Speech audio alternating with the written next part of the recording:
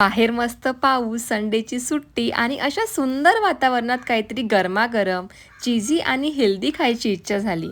मग मी बनवला avocado चीझी and paneer sandwich. सर्वात आधी एक छान पिकलेला ॲव्होकॅडो घेतला, त्याचा गर काढून नीट मॅश करून घेतला. आता त्यामध्ये बारीक चिरलेला कांदा टाकला, त्यानंतर टोमॅटो टाकला, मग पेरी पेरी मसाला, काळी मिरी पावडर, चवीनुसार मीठ, चिमूटभर साखर, चिली फ्लेक्स, लिंबाचा रस आणि शेवटी ऑरिगॅनो टाकलं.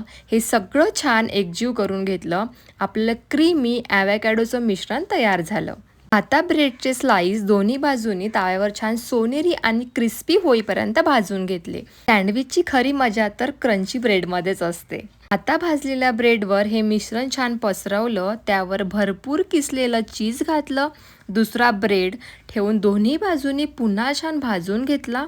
आपला ॲव्होकॅडो चीज सँडविच तयार. आता पनीर सँडविचसाठीही हाच प्रोसेस केला.